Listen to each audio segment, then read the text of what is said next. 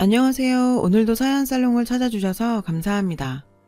서른을 앞두고 아홉수를 제대로 겪은 29살 여자예요. 저희 친정 부모님은 사이가 안 좋으세요. 그래서 전 어려서부터 부모님이 다투는 모습만 보고 자랐죠. 가족 간에 대화도 거의 없었어요. 딱 필요한 말만 하거나 쪽지로 남기는 정도였어요. 그래서였던 것 같아요.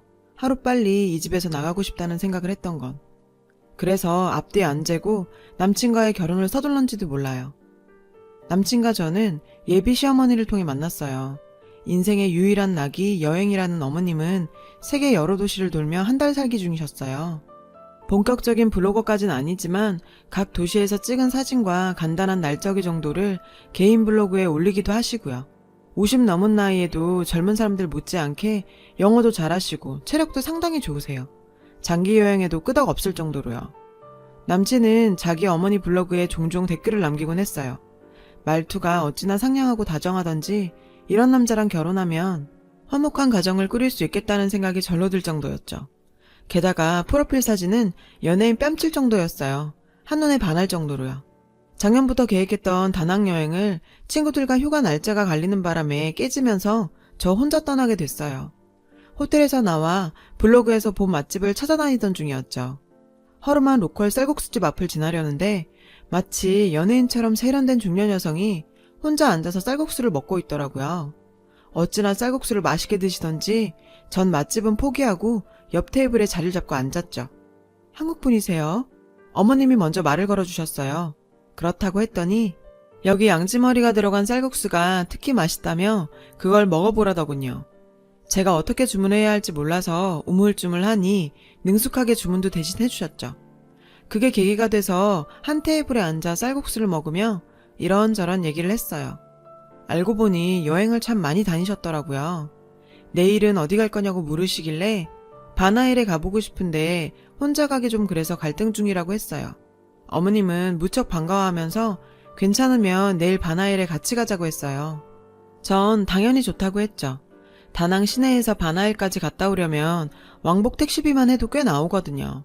택시비도 아낄 수 있고 무엇보다 영어도 잘하시고 베트남 사정에 훤하셔서 고생 안 하고 다닐 수 있으니 일거양득이었죠. 다음날 바나일 투어를 시작으로 다낭에서 지내는 기간 내내 전 어머님과 함께 다녔어요. 헤어질 때 서로 전화번호를 주고받긴 했는데 사실 다시 보게 될 거란 생각은 안 했죠. 여행지에서 만남은 대개 거기서 끝나잖아요. 근데 한국에 돌아와 보름 정도 지났을까? 어머님한테 전화가 왔더라고요. 그게 인연이 돼서 서울에 와서도 어머님과 자주 만나서 쇼핑도 하고 브런치도 즐겼죠. 그러다 어머님 주선으로 자연스럽게 남친과도 만나게 됐고요. 예비 시어머니는 동년배분들과는 다르게 젊고 세련된 사고방식을 가진 분이셨어요. 여행을 많이 다니셔서 그런지 사고가 깨어있는 분이셨죠. 이런 분을 예비 시어머니로 만난다면 고부간의 갈등은 없을 것 같았어요. 지영씨, 만나는 사람 있어? 없으면 우리 아들이랑 정식으로 만나볼래? 꽤 나이스한 친구야. 봐서 알겠지만 핸섬하고. 어때? 어머님은 제가 마음에 드셨는지 그이와 만나보라고 중간에서 다리를 놔주셨어요. 나중에 알고 보니 남친한테도 저한테 했던 것처럼 절 만나보라고 권했다더군요. 이때부터 어머님은 계획이 있었던 거예요. 그렇게 어머님 소개로 소개팅을 하게 된 남친과 전 얼마 뒤 본격적으로 교제를 시작했어요. 당시 남친은 대기업에 다니고 있었는데 저희 부모님은 그 얘기를 듣고 무척 좋아하셨죠. 인물도 좋고 사람도 진중하고 직장까지 번듯하니 사윗감으로 더 바랄 게 없다고요.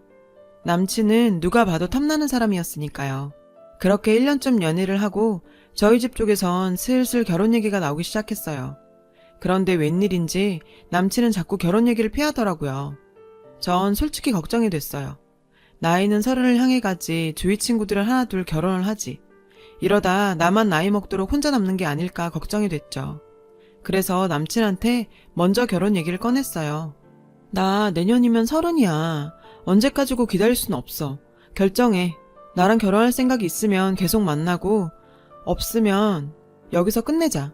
그러자 남친은 당황하며 왜 마음이 없겠어. 다만 아직은 준비가 안 됐어. 준비 없이 결혼했다가 고생하는 것보단 좀 천천히 하더라도 여유 자금 만들어서 하는 게 낫지 않을까? 자기 나이가 몇인데 아직도 준비야. 그 좋은 회사에서 10년 가까이 벌었는데 아직도 더 벌어야 돼? 얼마나 완벽하게 준비해서 시작하게. 주변을 봐봐. 부모 도움 안 받고 자기 힘만으로 완벽하게 준비해서 결혼하는 사람이 어딨어? 좀 부족함이 어때? 상황에 맞춰가며 하는 거지. 그러니까 너무 무리할 필요 없어. 간소하게 하자. 응? 제가 이렇게 얘기를 하자 남친은 더 이상은 안 되겠다고 생각했는지 솔직히 얘기하더군요. 나 얼마 전에 이직했어. 진작 말하려고 했는데 기회를 놓쳐서 말을 못했어. 이어진 남친의 얘기는 충격적이었어요. 잘 나가는 대기업을 때려치우고 선배가 하는 스타트업 회사에 들어갔다는 거예요. 얘기를 들어보니 규모도 작은 신생회사 같더라고요.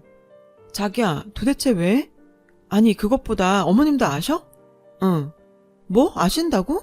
근데 왜 나한텐 아무 말씀 없으셨지? 어제까지도 만나서 브런치 먹었는데? 솔직히 조금 서운했어요. 자다가 모기에 몇 방 물렸는지, 어제 뭘 먹었는지, 사소한 일까지 다 저한테 얘기하시는 분이 정작 중요한 아들 일만 얘기 안 하셨다는 게 왠지 좀 그랬어요. 전 남친의 새 직장이 궁금하기도 하고 회사 규모가 어느 정도인지 알아보기 위해 야식을 준비했다는 핑계로 회사 근처에 가서 남친을 불렀어요. 직원이 얼마나 되는지 몰라 샌드위치와 음료는 10개씩 준비했죠. 그랬더니 이걸 누가 다 먹어? 이러더라고요. 그래서 어떻게 자기 먹을 것만 사오냐? 다들 같이 먹으라고 산 거야. 남친은 당황한 기색이 역력했어요. 다 퇴근했지. 선배랑 나 둘뿐이야. 그리곤 제가 사무실 구경 좀 하겠다는 걸 극구 말리며 기어코 돌려보냈어요. 이렇게 나오니까 점점 더 의심스러웠어요. 하는 수 없이 집에 돌아와 어머님께 전화를 했어요. 그리곤 남친 이직에 대해 물었어요. 너 걱정할까봐 상준이가 말하지 말라 그랬어. 걔가 원래 독립심도 강하고 책임감도 강한 애잖니. 너 걱정할까봐 그런 거지. 말 안 해서 속상했니? 그런 건 아니지만 근데요 어머니, 선배 회사 규모가 어느 정도인지 아세요? 신생회사란 거 말곤 상준 씨가 도통 얘기를 안 해서요. 나도 잘 모르겠네. 근데 지영아, 너 발리 안 갈래?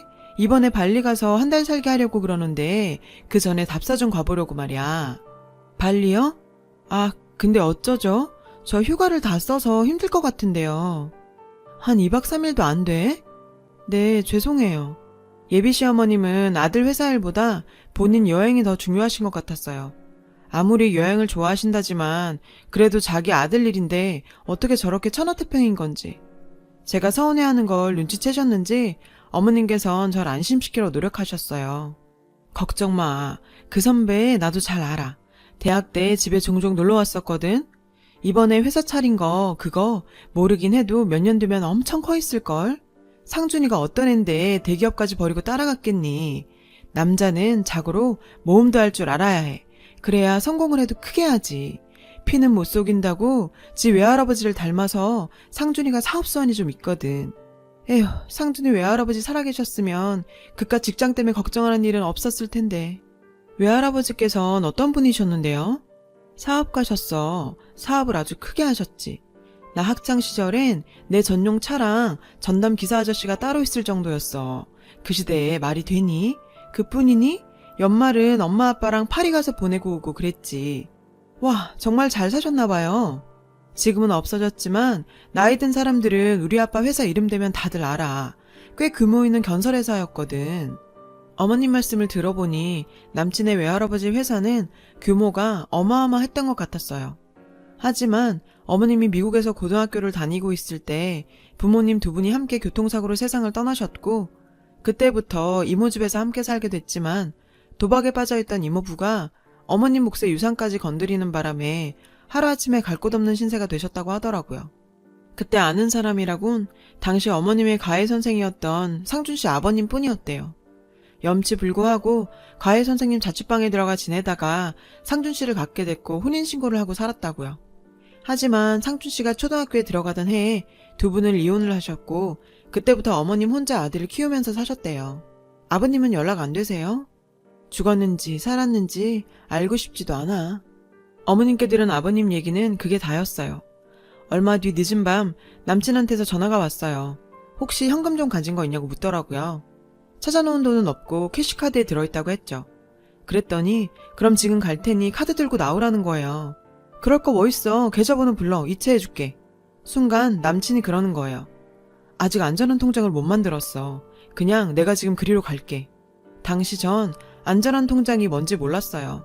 나중에 알았지만 그때 이미 남친은 신용불량자가 된 상태였던 거예요. 그리고 며칠 뒤 퇴근 후 집으로 돌아오는데 자꾸 누가 쫓아오는 기분이 들더라고요. 그 후로도 며칠 내내 그랬어요. 그러던 어느 날이었죠. 회사 로비로 처음 보는 여자가 절 찾아왔더라고요. 저한테 확인할 게 있다고 했어요. 이상준 씨 아시죠? 둘이 어떤 사이예요? 그건 왜 묻죠? 그보다 누구세요? 자신은 상준 씨 전 여자친구라고 했어요. 얼마 전 연락 없이 상준 씨 사무실에 갔다가 저랑 둘이 만나는 걸 봤다는 거예요. 그래서 절 미행했대요. 미행하면서 보니까 제가 당했던 것과 비슷한 일을 겪고 있는 것 같아서요.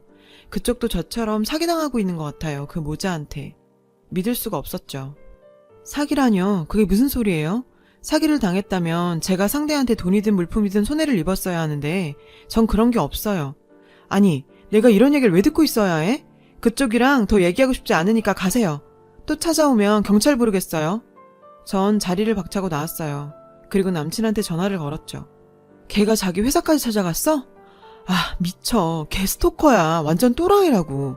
전에도 내가 사귀는 여자들 찾아다니면서 그런 식으로 내 여친들 떼어냈다고. 아, 접근 금지 명령 나와서 안심하고 있었는데 걔가 널 괴롭힐 줄 몰랐다. 다음에 걔 또 거기 가면 절대 만나주지 마. 알았지? 뭔가 심상치 않은 일이 일어나고 있다는 걸 눈치챈 건 얼마 뒤였어요. 예비 시어머님이 좋아하시는 치즈케이크를 사들고 집으로 향했어요. 현관을 막 들어서는데 안방에서 어머님과 남친 싸우는 소리가 들리더라고요. 도대체 이 돈 다 어디다 썼어요? 설마 그놈이 한 달 살게 하는데 쓴 건 아니죠? 말해봐요. 그럼 어떡해. 한국에 있으면 답답해 죽을 것 같은데 역마살이 돌아 그런가 안 나가고 있으면 온몸이 다 아프단 말이야. 엄마, 지금 내 상황이 어떤지 몰라요? 내가 왜 잘 다니던 회사 때려치고 그지 같은 데 가서 있는지 몰라 그래요? 엄마 사채 빚 갚느라 퇴직금 뺏쓰고 이젠 신용불량자까지 됐다고요. 온전한 직장엔 들어가지도 못한다고요. 지영이는 결혼하자고 난리지. 난 당장 먹고 죽을 돈도 없는데 엄만 여행 가느고 돈 달라지. 도대체 나보고 어쩌라는 건데요. 나보고 어쩌라고. 맙소사. 그제야 모든 게 이해가 됐어요. 퇴사를 당했던 이유도 안전한 통장이 없다는 말의 의미도 당장 결혼을 할 수 없다는 이유도 말이죠. 전 그 길로 돌아서 나왔어요. 충격을 받은 탓도 있지만 그보다 제가 이 사실을 다 안다는 걸 상준 씨가 몰랐으면 해서요. 알면 분명히 상처받을 테니까요. 며칠 뒤 어머님께서 저에게 전화를 하셨어요. 근처 카페인데 잠깐 얼굴 좀 보자셨죠. 예, 지영아, 여기야. 어머님은 절 보자마자 대뜸 여행 얘기를 꺼내셨어요. 지영아, 너 나랑 조지아 안 갈래? 조지아요? 응, 이번에 거기서 한 달 살게 할 건데 너도 같이 가자. 응? 어머님, 제가 어떻게 거길 가요? 회사는 어쩌고요? 안 되니? 그럼 지영아, 너 혹시 돈 좀 있니? 내가 통장에 돈을 이체해두긴 했는데 수표라 바로 못 빼네. 한 500, 아니 300 없니? 불과 며칠 전에 상준 씨와 돈 때문에 싸우는 모습을 본 터라 어머니 말씀에 믿음이 안 갔죠. 그래서 상준 씨랑 통화할 생각으로 휴대폰을 손에 쥔 채 화장실에 다녀오겠다고 자리를 떴어요. 절대 빌려주지 마. 절대로 우리 엄마한테 돈 주면 안 돼. 알았지? 내가 바로 갈 테니까 엄마 좀 잡아놓고 있어. 응, 알았어. 아니나 다를까 제 예상이 맞았어요. 어머님은 조지아로 한 달 살게 하러 가기 위해 돈 꾸러 다니는 중이라고 하더라고요. 지금 빌려주면 받을 길이 없으니 절대로 빌려주지 말라고요. 전 화장실에서 나와 자리로 돌아갔어요. 그런데 어머님이 안 계시더라고요. 혹시 내 지갑을 가져간 건 아닌가 싶어 가방을 열어봤더니 다행히 지갑은 그대로 있더군요. 잠시 뒤 상준 씨가 헐레벌떡 달려들어왔어요. 별일 없었다고 말했어요. 다만 화장실에서 나와보니 어머님은 가버리시고 안 계셨다고. 상준 씨는 그제야 모든 상황을 털어놨어요. 어머님은 하나에 꽂히면 앞뒤 가리지 않는 성격이신데 문제는 돈에 대한 관념이 없어서 손에 쥐고 있는 족족 다 쓰신다는 거예요.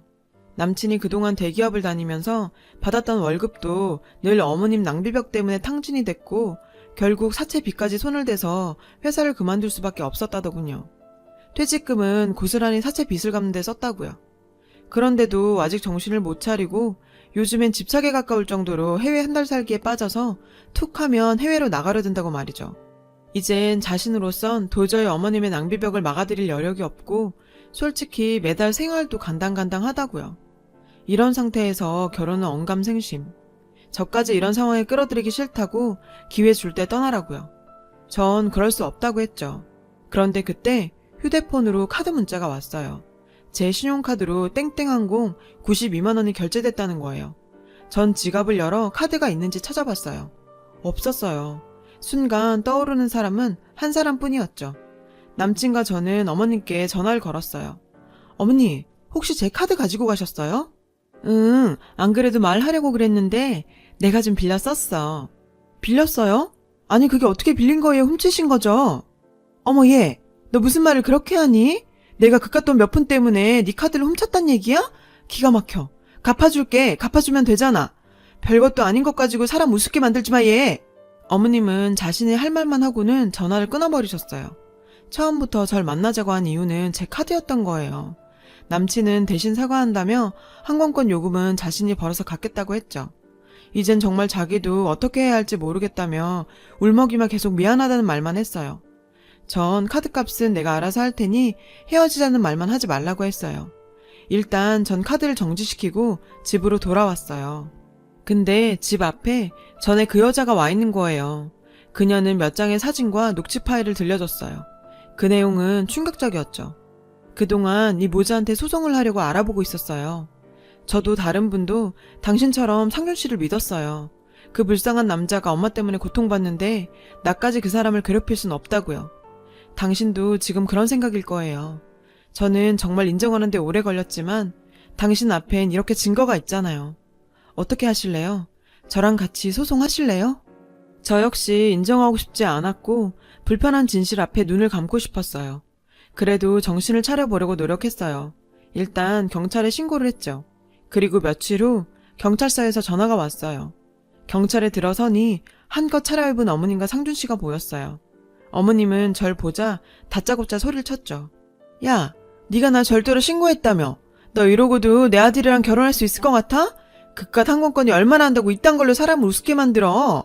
그래 자기야, 절도죄는 좀 심하다. 내가 갚아준다고 했잖아. 그니까 그건 좀 풀어주라. 응?